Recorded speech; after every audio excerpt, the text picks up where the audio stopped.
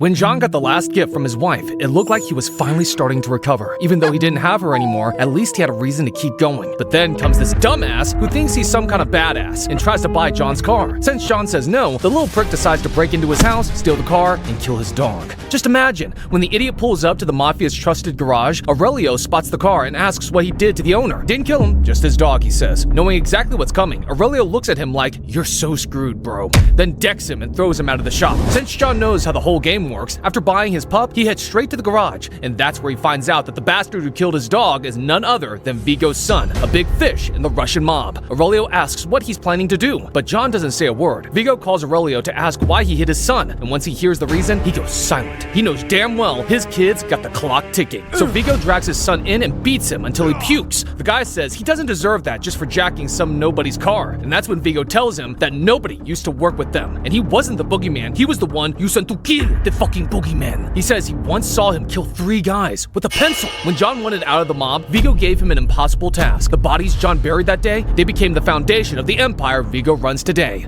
John Wick is coming for you, and there's nothing you can do. Vigo calls John, trying to save his son's sorry ass. He asks him to hold back, to not give in to his most basic instincts, says they can talk it out, but John's got nothing to say, so he hangs up. Vigo might be a big mafia boss and all that, but when it comes to John Wick, that's a whole different dance. He knows exactly what it means when John doesn't say a single damn word. So in one last desperate move to save his dumbass son, he sends a wave of hitmen after him. But John is in full war mode now. One by one, he takes them all out. Problem is, right after dropping the last one, the cops show up. When John opens the door, the officer sees a body on the floor, but all he asks is if he's working again. John says, "Nah, just fixing some stuff." The cop nods, relieved, and wishes him goodnight. Since the house is wrecked, John books a reservation for 12, and good old Charlie comes over and cleans everything up like nothing ever happened. But before leaving, he asks John the big question, "Are you back in the game?" Vigo is set on taking John out, so he goes to Marcus and asks him straight up, would he kill John Wick for $2 million?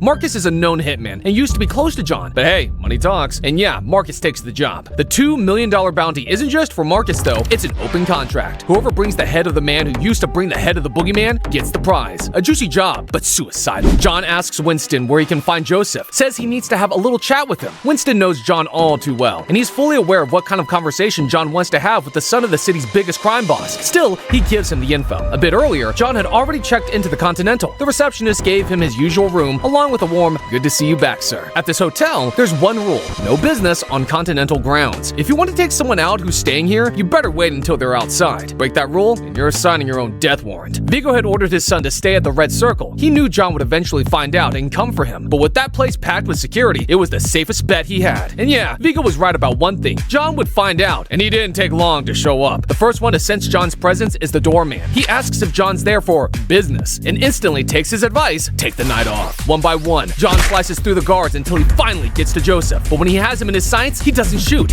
Nope, John wants him to suffer. He stalks him through the entire club like a predator hunting prey, feeding off his fear, until one brave soul manages to slow John down just long enough, and Joseph escapes. Wrecked and frustrated, John returns to the Continental to recover. What he doesn't know is that someone's already waiting for him. For $4 million, Perkins was more than willing to break the Continental's rules and take out John Wick. But what she didn't count on was that in the building across the street, another assassin was already in position, ready for the perfect shot. Marcus adjusts his scope, locks in on his target, and just when it seems like he's about to pull the trigger, the door opens. Still, he doesn't flinch, aims again at John, and fires right into the pillow. John jumps up, dodges Perkins' bullets, and the fight breaks out. They go at it hard, but in the end, Wick gets the upper hand and pins her down. Seconds later, the front desk calls, asking about some strange noises in his room. John calmly replies it's all good, just dealing with an unexpected guest. Perkins plays tough and refuses to talk, but her loyalty lasts less than a wet paper napkin. She ends up spilling everything. Now John knows where Vigo hides all his cash and sensitive documents, and spoiler alert, he's not going there to pray. He heads to the church, and before the fake priest can even say amen, John pulls out his gun and wipes out every guard in sight. Then he forces the priest to open the back room. Stacks of cash, documents, everything's there. But John, he lights it all on fire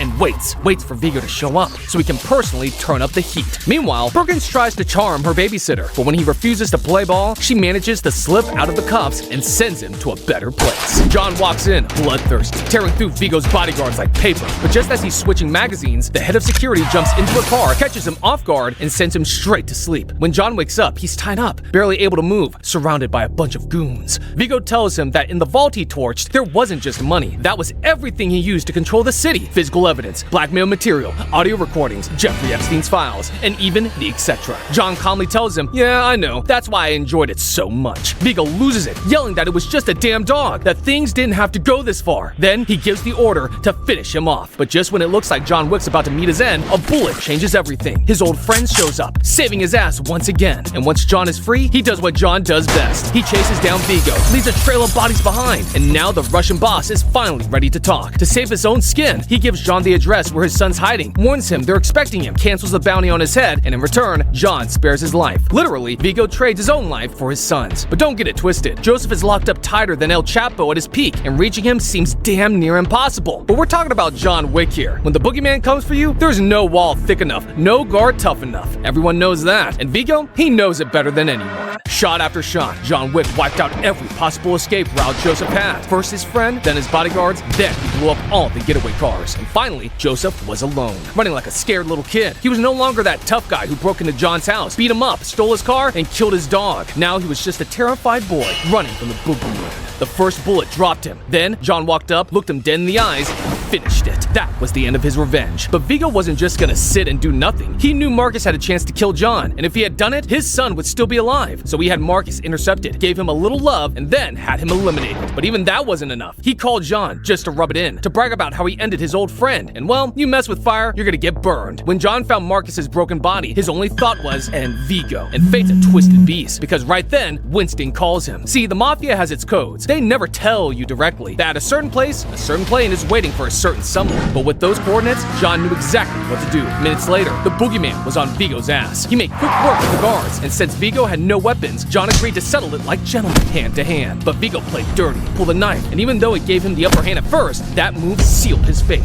Oh, and remember how Perkins broke the Continental's rules by attacking John? Yeah, she lost her membership permanently. After all that, John stitched himself up, walked to a shelter, and picked a new dog. Let's see who dares touch this one.